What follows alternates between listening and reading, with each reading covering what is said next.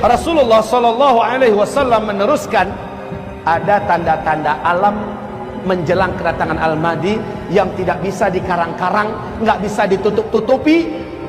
Tanda-tanda alam ini, yang pertama, Al-Mahdi akan muncul ketika Jazirah Arab dan negeri Arab sudah mulai dituruni salju. Syekh Su'ud Shuraim, saat salju pertama mulai turun di Jazirah Arab, khususnya di Arab Saudi, dia berteriak sambil khutbah Jumat dan dia berkata, "Hadhihi ayatun min ayatillah." Ini adalah satu tanda di antara tanda-tanda ayat-ayat Allah fi akhir zaman, di akhir zaman. Hai manusia, ketahuilah oleh kalian, adakah tanda yang lebih jelas melainkan salju turun di Jazirah Arab?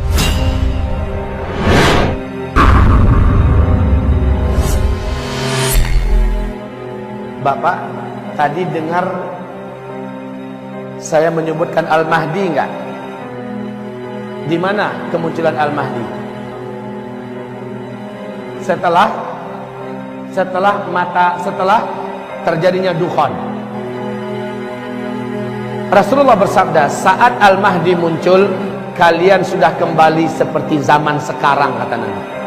Kalian akan berperang bersama Al-Mahdi menggunakan pedang, menggunakan panah, menggunakan tombak, dan kalian akan berlari berjalan di atas kaki kalian. Kalian akan menunggang kembali kuda-kuda perang kalian. Thumma udtum min haitsu bada'tum wa udtum min haitsu bada'tum wa udtum min haitsu bada'tum. Saat Al-Mahdi muncul, kondisi kalian ketika itu sudah kembali secara total dan sempurna seperti hari ini, kata Rasulullah sallallahu alaihi wasallam. Kita dipaksa oleh Allah hidup menjadi manusia seperti zaman dulu, serba manual. Aneh. Ini Al-Mahdi setelah dukhan.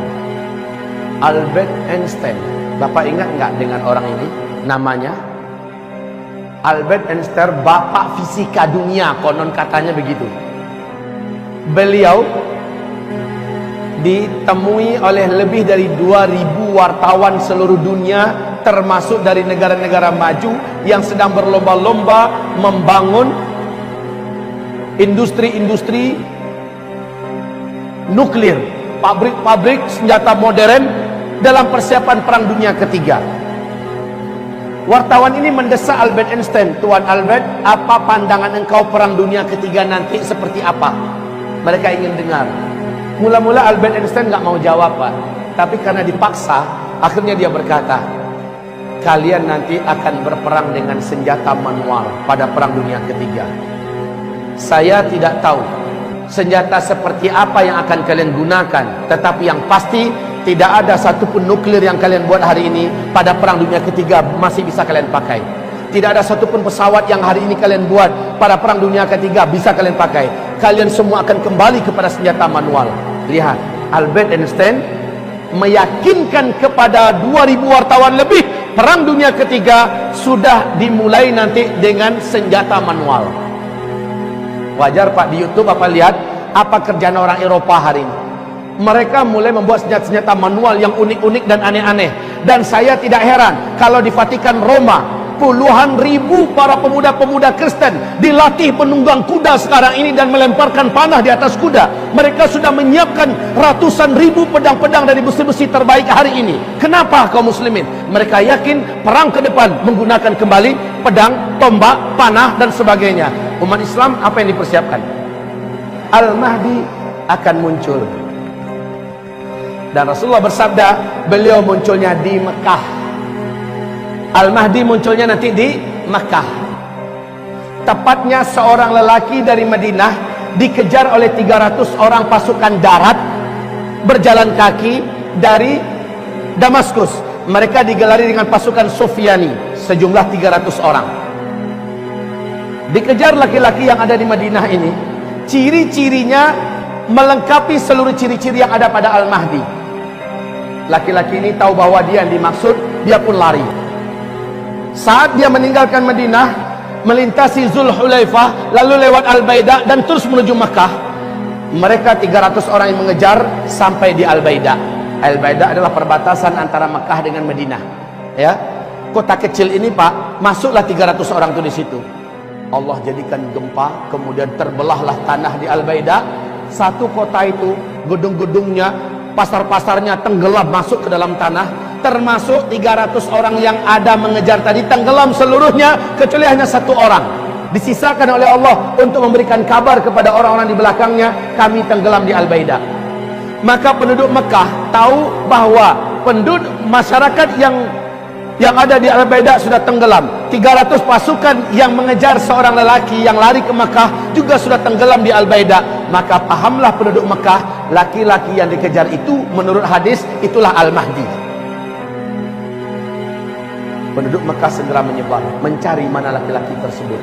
Karena ciri-cirinya dijelaskan lengkap oleh Nabi, dengan sangat mudah lelaki ini akhirnya ditemukan. Ternyata laki-laki ini ditemukan sedang tawaf, Pak. Sedang tawaf, karena adabnya kalau masuk Mekah tawaf kudum dulu kan. Dia tawaf duluan. Tawaf walaupun nunduk-nundukkan muka, nggak kepengen ketahuan. Nah, kaum muslimin, ini Al-Mahdi malah menyembunyikan wajahnya. Tapi ditangkap oleh orang beriman. Kawan-kawan, ini dia lelakinya. Dipaksa untuk mau menerima baiat. Mula-mula dia tidak mau. Dia menolak. Dia minta waktu. Di malam harinya kata Rasulullah sallallahu alaihi wasallam, fa aslahahu Allahu fi lailatin. Allah pun mengislah keadaannya dalam satu malam. Al-Mahdi yang sebenarnya memang dialah Al-Mahdi tidak mau, sebenarnya dia tidak mau, tapi Allah kuatkan hatinya dalam satu malam sehingga dia besoknya siap untuk dibaiat. Allah jadikan dia memiliki kemampuan kepemimpinan yang sebelumnya dia tidak punya. Aslahahu Allah fi lailah. Allah berikan dia bekal-bekal kepemimpinan. Allah berikan bagaimana cara menyatukan dunia, bagaimana cara menaklukkan musuh-musuh, bagaimana cara bla bla bla diajarkan oleh Allah dalam satu malam. Perbaiki keadaannya sehingga besok dia siap untuk dibaiat. Di Mekah, tepat di antara rukun Hajar Aswad dengan Maqam Ibrahim, disitulah dia menerima baiat. Baik kaum muslimin, Rasulullah sallallahu alaihi wasallam meneruskan, ada tanda-tanda alam menjelang kedatangan Al-Mahdi yang tidak bisa dikarang-karang, nggak bisa ditutup-tutupi. Tanda-tanda alam ini, yang pertama, Al-Mahdi akan muncul ketika Jazirah Arab dan negeri Arab sudah mulai dituruni salju. Salju turun di Arab. Sudah sejak 2009 salju mulai diansur-ansur, Pak. 2012 sudah tebal, 2013 makin hebat, 2014 sudah mendekati Mekah, 2015 kemarin sahabat saya di Mekah kirim foto terbaru, video bukan foto lagi, video terbaru. Di Mekah sudah ada lembah yang sudah menggenang air, di pinggirnya sudah ada salju, Pak. Syekh Su'ud Shuraim saat salju pertama mulai turun di Jazirah Arab, khususnya di Arab Saudi, dia berteriak sambil khutbah Jumat dan dia berkata, hadhihi ayatun min ayatillah. Ini adalah satu tanda di antara tanda-tanda ayat-ayat Allah fi akhir zaman, di akhir zaman. Hai manusia, ketahuilah oleh kalian, adakah tanda yang lebih jelas melainkan salju turun di Jazirah Arab? Kan nggak pernah kan sebelumnya kan, nggak kebayang malah. Negeri gersang panas tandus kayak Arab gitu bisa turun salju. Tapi sekarang, Pak, seorang pilot pesawat Air Asia orang Indonesia, tinggalnya di Pak Ali namanya, tinggalnya di Cyber City ya, di Malaysia. Beliau mengatakan 3 tahun terakhir ini asal dia masuk daerah Arab, khususnya daerah Arab Saudi, langit itu selalu berawan sekarang. Dulu enggak, dan makin kesininya makin tebal awannya, makin hitam, Pak.